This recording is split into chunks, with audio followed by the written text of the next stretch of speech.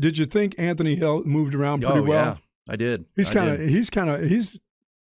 a quick twitch player, man. Yeah, and he looks the part. I mean, he's real fluid the way he just maneuvers around.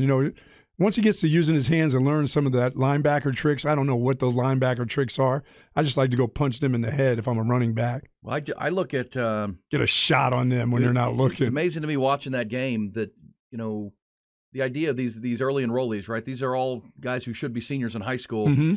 Anthony Hill looked the part. He did. Without Malik Muhammad at corner, who's a true freshman out of what is it, South Oak Cliff in Dallas? Yeah. I mean, golly, Alabama was recruiting him, A&M, Texas gets him, and he looked the part. I mean, there's gonna be depth at that position too. Yeah, I like the Brooks kid a lot, man. From that bowl game, he looks really good. Yeah, I mean, Rod and I were talking about him on Saturday. Rod, of course, from DBU, and God, he even looks bigger than he did last year. Well, remember, Terrence Brooks and Ryan Watts are both from Little Elm. And Ryan had transferred in from Ohio State, and then Terrence Brooks had been committed to Ohio State, but then committed to Texas on signing day. And Rod was saying on Saturday at our pregame coverage of the spring game that I think his dad was like a footwork coach, like a footwork like cornerback DB footwork coach, and those are both very polished players. And you add Gavin Holmes at corner, coming in from Wake Forest, who's an experienced player. They've got depth on that at that position, and they also have depth up front. Let's hear Sark talking about the pass rush, because we'll hear Sark on Quinn Ewers here coming up. But Coach Sark was asked, do you think the pass rush was better, not just on Saturday, but really through the course of the spring? Longhorns were second in the nation in pressure rate, but they were 70th in sacks. So how do you convert pressures into sacks? Became a big impetus and big focus. Here was Sark after the spring game on the improved group up front. The pass rush. Yeah, I did. Again, it's hard when you have to split those guys up, because I think we have some good packages now where we can get people on the field in certain combinations, and they can be very disruptive. And you can count on certain guys that are nowhere penetrator types that can affect the quarterback, and other guys that can clean things up. I think our linebackers are good rushers as well. So all in all, I feel good about it.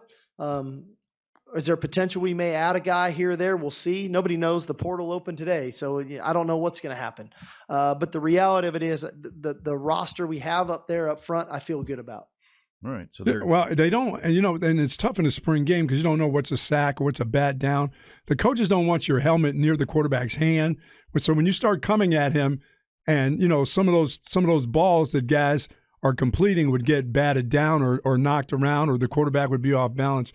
No coach wants somebody to bat down a ball and they go hand to hand with the quarterback. The coaches much rather you just go ahead and duck your head and get away from them than to say I batted it down. Let the coaches figure out in the film if that ball is going to get knocked down. So it's hard on the defensive lineman because you keep saying is that a pressure or not a pressure? Looks like the quarterback got the ball off. Well, the guy's right in his face, but he ducks his head. He doesn't really hit the quarterback because that's not what you want. Because when that quarterback's laying on the ground, and the hero on the other side is going, I batted the ball down, but the quarterback has broken fingers.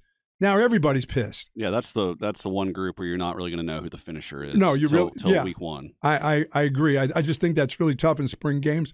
It's tough in spring practice. And Sark because nobody wants their quarterback hit even in practice. Yeah, because you're going nowhere near the quarterback. No, don't go near my quarterback. Don't even fall into him. That's right. And at the same time, as Sark said, you're splitting the players up, right? So it's not Byron Murphy next to Alfred Collins, and then the full D line. They were on different teams. So you're splitting the team. Get them all together and we'll see. But I took note of his final comment there that it's because we've heard a lot of reports the Longhorns are looking in the portal for edge players, and Sark just alluded to it. Yeah, they can use another rusher. Oh yeah, I think always, and I think they'll be in the market here as the portal did open on Saturday. How about Ethan Burke though? I know. Well, he could look. I don't know if Ethan Burke's a guy who's on the field on first and second down, but certainly as a third down player to finish things. And we know we've heard during the camp the Longhorns experimented with putting 4 defensive tackles on the line at one time, like a heavy package, where they had Murphy and Collins and Broughton and Tavondre Sweat all on the field at the same time, because you can slide Alfred Collins out to the edge and he's big and long. I mean, but that's in a run base. But then you could bring a what do they call it? A jet package in there where you are bringing your pass guys, rushers in an obvious passing situation. And Byron Murphy, I think, would probably stay on the line, but that's what depth provides, is the ability to use different guys in different ways. But they need a finisher. They need more than one finisher because Jamon Tapp and Justice Finkley and Is Sorrell the guy? Yeah, Baron right now? Sorrells is the guy on the one side, and he was your best pass rusher last year from the edge.